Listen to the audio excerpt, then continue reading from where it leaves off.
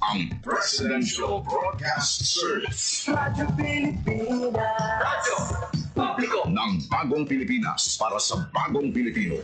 Naghahatid ng mahahalagang balita at impormasyon na guugnay ng pamahalaan sa sambayanan. Tulay sa himpapawid ng serbisyo publiko. Radyo Pilipinas. Radyo Publiko. Ang boses ng Pangulo sa Iloilo. Radyo Pilipinas. 585 AM. Oras sa Radyo Pilipinas, alas 8:35 sa aga.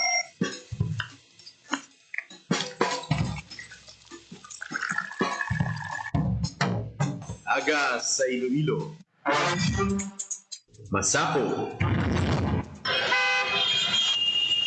Magahod. Mabagsik. Panibagong adlaw pagkatapos ng paghuway sang gabi antes. Bagong nga paglaom. Isa naman kapag lumakas sa matahong nga palaabuton. Iloilo Morning, ang programa nga kaupod ninyo sa pamahaw kunaga. Magadulong sa labing ulihing nga balita. Mga istorya halin sa Iloilo, kag iba niya bahin sang rehiyon.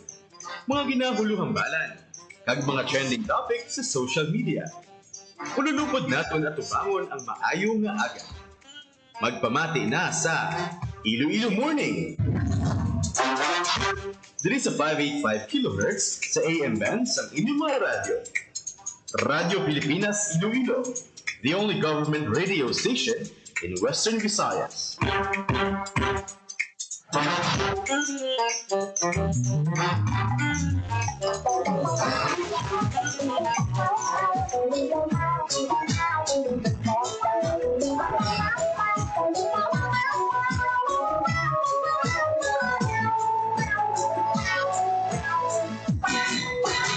Mayong aga Pilipinas, good morning Western Visayas. Welcome sa Iloilo Morning Program sa buong adlaw sa Biyernes. Ari na kita sa ika-14 nga adlaw sa bulan sang Nobyembre, tuig 2025.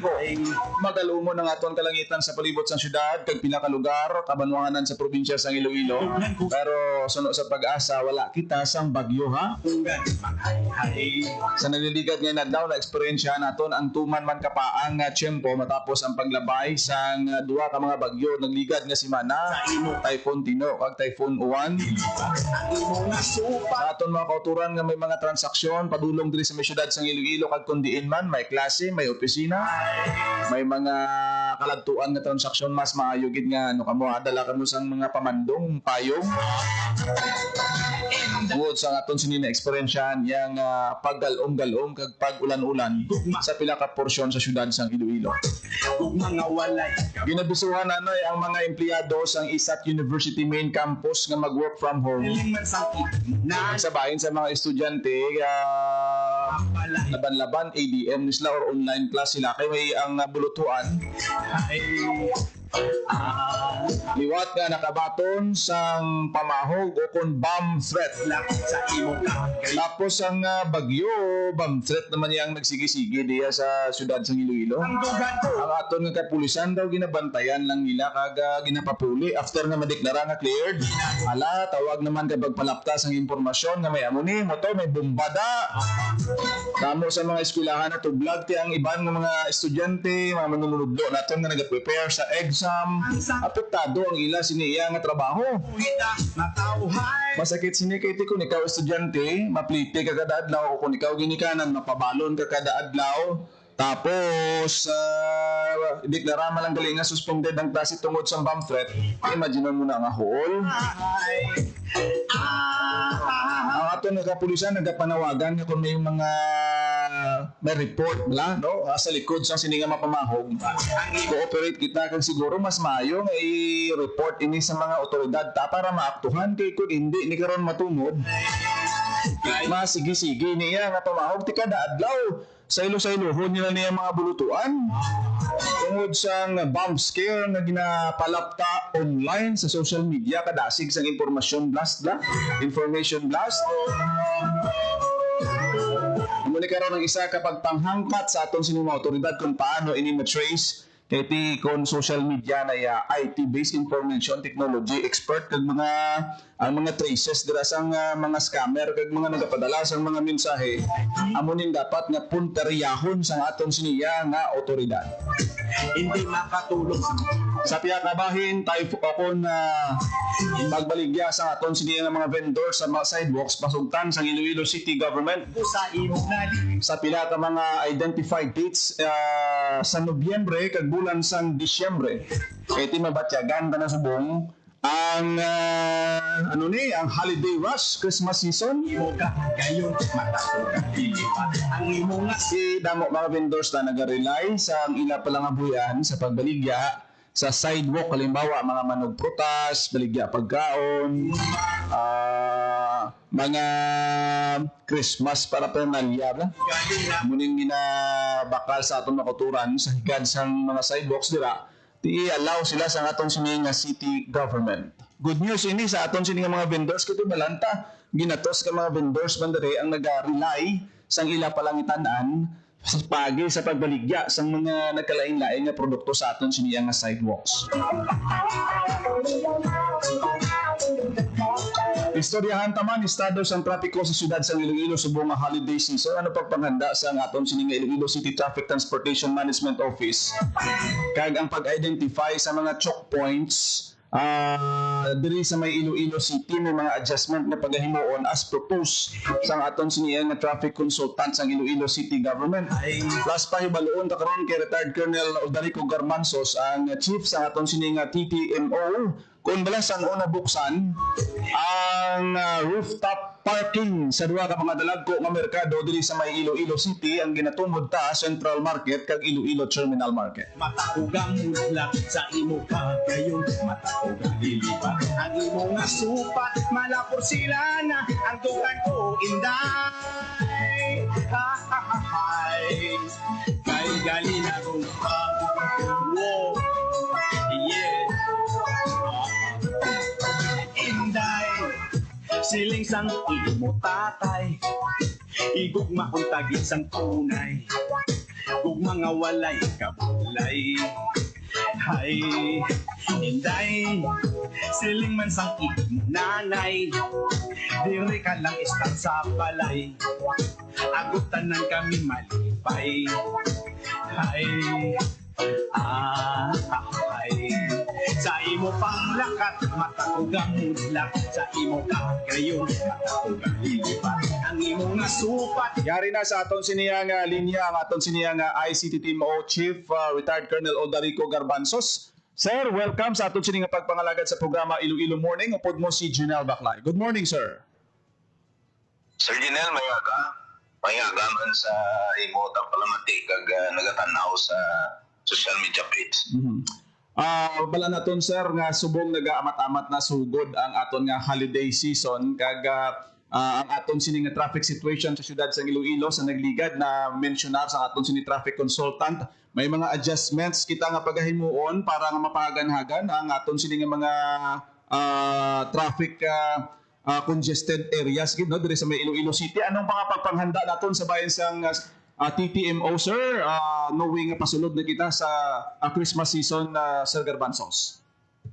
Una-una no, itakol ta siguro inang traffic choke areas nato no nga gina-identified naton and then gin-studyhan sang concern ng mga offices because may nakita may traffic planner nakita nga tao no, or na office no.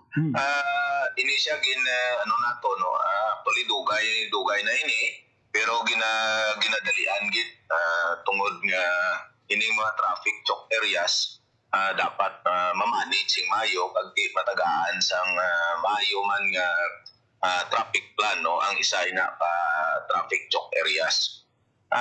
Ini siya from 22 this is 22 traffic choke areas. May mga ini siya. May mga adjacent na mga corners nga mapiktuan or I mean ma-involved no kung himuan ini isang bagong traffic scheme. Inauna naton subong ining tagbak intin salas ang series terminal kag ang ining aton nga provincial capital nga area kag ang Mulo Plaza. Ini siya may may mga recommendation ng aton nga traffic planner anong bago nga scheme, anong mga traffic signages ang pamutang dira, anong mga road markings nga dapat ibutang dira, no? To include na ang mga loading and unloadings sa aton nga mga public utility vehicles and ang mga pavement marking o pedestrian marking dira sa area. Ini tungod lang nga may kinanglan na bisang budgetary requirements pero ginapersige gini sang aton nga city mayor si Ma'am Raisa Treñas kay para ma-implement, no? Because inigin studyuhan gin kuhaan na sang data collected na sang aton nga traffic planner and then later on ginadalian gini namo, no? Later on i-proceed ini or i-endorse o ini pakadto na sa aton nga city council, no? And then si committee chair sa transportation amo ni ang mag-handle niya insofar sa policy making regulation sa council. So amo ni ang aton nga ginapreparahan kag ginapamalo naton nga may sunod pa no, may tapos ini sa 22 ngayon may pupusa naman kami nga another 3 or 4 para nga ini ma-studyuhan mahimuan man sang mayo nga plano kag ang tanan nga mga requirements so far sa traffic road kag ang iya mga traffic signages mabutangan man, no? So amo ni ginobra sang syudad hindi gid na naton ma-immediate because we have to go to the process. Kag kinahanglan pa ini sa mga committee hearing ang the last part ini i-present ini sa aton nga mga stakeholders kag sa public sa transportation sectors. Nakita na naton diri Sir Garbanzos, no, kay ini solicited mga ang inputs sa nagkalain-lain sector, halimbawa mayara kita from DPWH, transport groups daw re-update naton ang traffic situations para nga di daw ma-enhance pagin naton, ma-refine pagin naton ang mga adjustments ngani Sir Garbanzos. Sa una may mga initial proposals kami abi, no? Within the circle sang aton nga local public transport road committee pero subong maayo gid kay gin-hire gid ang aton nga traffic planner na mag-tanaw, no, sang mga bagong i-implement ka traffic scheme.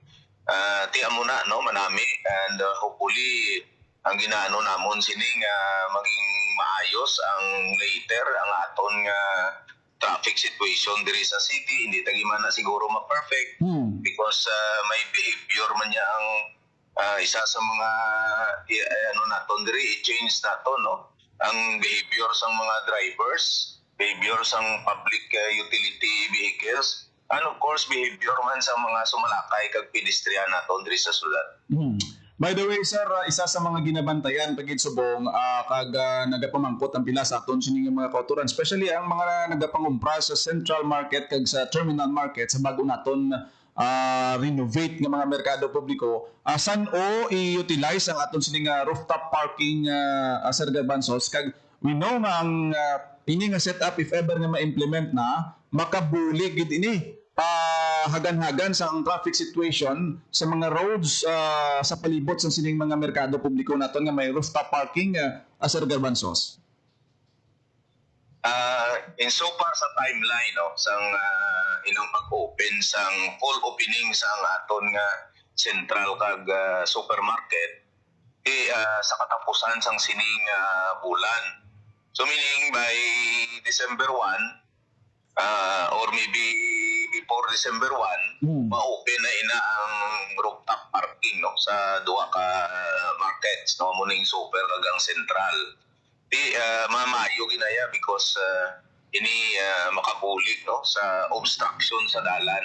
Subong abi gina-implement naton dira ang carousel type based na sa regulation ordinance 153 nga i-carousel lang, no, meaning one way, no, one way ang aton nga De Leon Street kung ikaw pakadto dito sa Puentes or Alandoni And then one way man ang aton nga Puentes, no? Pakadto ka lang dito sa Rizal. And then ang aton nga Rizal, one way man ay pakadto ikaw sa Mabini. And then ang Mabini naton, one way man pakadto sa De Leon. So, carousel type ini yung gina-implement naton. Ang ginalaw ba naton, subong ang pag-parking dira. Kay di wala parkingan ang mga nagapangumpra or nagapaninda dira no, sa aton nga mga markets. Continue pa dira ang aton nga pay parking ordinance or pay parking streets amo ni ang Mabini. Kag kung dito ikaw sa Central, amo ina ang Guangco Street, no? Pay parking street ina siya. So amo pa na, and may mga challenges kami subong because may mga nagabaligya mangyapon ara dira sa sidewalk. No, kaya na yung isang iliyo nga concern ang mga double parking dira. And then of course ang mga other obstruction nga nakita naton wherein nga adlaw-adlaw no ginasaway na sila dira, adlaw-adlaw naga-operate kami sila dira, and then may mga kulurum pa nga naanad nga naga-counterflow. So subong na implement na naton ini no. May mga e-trike pa nga naga-counterflow, ginatagaan naton nga sistema gid nga kundiin lang ya ang delivery area. Dapat dikto lang gid hindi na magpinagusto nga kung din kaya dikto ka lang manaog kag magkanto sa market no. Tanan ginaya nga delivery kon gapangumpra ikaw dikto ka gid magkanto sa delivery area kag dikto mo ginaya i-haul or i-karga ang imo nga mga ginpaninda. Tibala naton damo gituod sir sa mga adjustment, wala pa gid na isa ka bulan sang time nga nagsugod ang aton sini nga soft opening. Kag masabay pa ni siya sa Christmas rush naton and holiday rush. Finally, Sir Garbanzos, daw ginakulapos na kita sa tiyempo. Ang imo sini nga mensahe sa aton sini nga mga kauturan sa syudad sa Iloilo, sa mga motorista nga ginalauman nga ti magapadulong sa syudad. Sini nga holiday rush ang imo panugyan sa aton nga mga tagpalamati, Sir Garbanzos. Subong ang aton nga syudad no by November 15 sa ining nga bulan sang November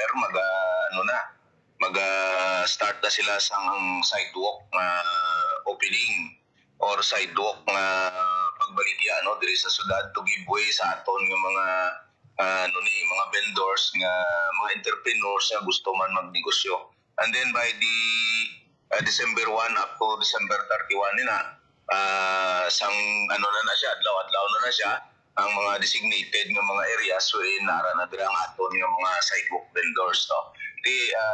Gina-expect naton nga madamo because ang Yuletide season madamo magakadto diri sa syudad, madamo ang mga tao nga magakadto diri no sa pangumpra, sa bakal sa mga Christmas gift. May mga convergence kita sa motorista kag sang tao. Ang sa amon lang is let us follow sang aton nga traffic rules and maiwasan naton nga maabala kamo, and then siyempre while you are driving dapat manginhinalungon kita kay sige no may mga reported ya po ng aton nga mga traffic accidents diri sa syudad sang Iloilo. So para masagulog naton ning Pasko, celebration sa Pasko nga mangimatawhay pag wala sang aksidente nga matabo. Maraming salamat, Sir Garbanzos, sa imo tayo maghinatag diri sa Radyo Pilipinas Iloilo. Thank you and good morning. Thank you again, Sir Dinel. Dahil sa imong pag-ibig. Nabatian si retired Colonel Odarico Garbanzos ang aton sini nga ICTTMO Di makatulog. sa ila siniya nga mga ginasakuan, preparasyon, subong nga nagapasulod ang holiday season. Munay. Ang traffic situation sa mga merkado publiko, ang pagpanghanda sa pagbukas ng rooftop parking, kagining pagpahanugot sa city government sa mga vendors nga magbaligya. Upang lakat. Starting November 15 until December 31, may EO nga ginapagwa si Mayor Raisa Treñas nga nagapahanugot sa aton mga vendor sa pagbaligya. Kay gali na gumpa. Comply lang kita sa aton siniya nga mga requirements dira, especially sa mga permits, sa traffic situation, sa mga motorista naton, sa mga drivers, bauti. So no, sa traffic consultant na interview ng Bigad kay Sir Raymond Harobilio, number one gid nga problema kisa nga naga-cause ng traffic ta diri behavior sang driver. Sapa. Mga driver naton. Agutan ng kami mali. Ay magsiling kita driver daw gina-generalize nato na private vehicle kag ang aton nga mga PUV. Mo pang lakat. Kung kisa ka kulang sa disiplina ang mga lugar nga ti hindi pwede Alam mo sila na ang dugan ko. kuhaan pasahero, unloading loading areas naton wala ginasunod sing maayo. May mga kas-kasiro kita nga mga driver, modernized na ang unit pero ang ila siniya nga utok iya kagang paminsaraw nila wala ga modernize. Kaya mo nagisa ang mga number one gid nga problema nga gina-encounter sang aton sining mga pumuluyo kag santo sa datos sang Iloilo City Government nga damo kidya kita sang mga pasaway kag kulang sa disiplina nga mga driver naton. Tiyan mo ni ang isa sa mga nagapalala man sa traffic situation ta. Knowing ang karsada naton, wala man na daan niya nagaunat o kung naga-stretch kada tuig. Pero ang numero sang salakyan, mga nagabakal sang salakyan, nagadamo kada tuig. Ang muna nga ang problema sa traffic. So hindi ginaya sila nga pagbugtaw mo ko ano da yun? May solusyon na. Sa imo pag-i. Oras sa Radyo Pilipinas, alas 8:56 sa aga sa pagpangalagad sang programa Iloilo Morning. Wala na kita sang tiyempo diri sa aton siniya nga programa. Kapasalamat kita kay Sir Garbanzo sa pag-accommodate sa aton siniya nga pagpangalaga diri sa programa Iloilo Morning. Salamat sa aton mga Facebook Live viewers nga nagaupod sa aton siniya nga pagpangalaga. Ako nagidamang inyo alagad ang inyo tagbalita, Janelle Baclay. Mayong aga Pilipinas, God bless. Radyo Pilipinas. Radyo Publiko. Radyo Pilipinas. Ang inyong tulay sa himpapawid ng serbisyo publiko, ang Presidential Broadcast Service, Radyo Pilipinas, Radyo Publiko. Radyo Pilipinas. Radyo Publiko. Kinilala ng pang-international at prestigyosong Asia Pacific Broadcasting Plus Awards 2025 para sa kategorya ng Government Streaming. Ito ay dahil sa epektibo nitong pagsasanib ng mga tradisyonal na media tulad radyo at print para masabayan ang mabilis na pagtinog ng mundo ng digital at social media tungo sa mas epektibong paghahatid ng mahahalaga at napapanahong mga impormasyon sa mamamayang Pilipino. Kinilala rin ang Radyo Pilipinas dahil sa patuloy na pag-akyat ng rating. Ngayon ay matatag sa pang-apat na pwesto sa Mega Manila ayon sa pinakahuling Nielsen Radio Audience Measurement Survey.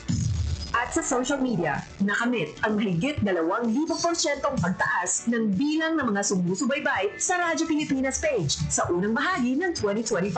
Patunay ito na ang inyong Radyo Pilipinas Radyo Publiko ay tunay na kaagapay ng inyong pamahalaan sa paghahatid ng serbisyo sa mga mamamayang Pilipino. Mula sa aming lahat, sa ngalan ng inyong pamunuan at mga kawani ng Presidential Broadcast Service, kasama ang inyong mga himpilan ng Radyo Pilipinas sa buong kapuluan. Maraming salamat po sa inyong lahat, sa inyong pagtangkilik at pagkilala. Radyo Pilipinas.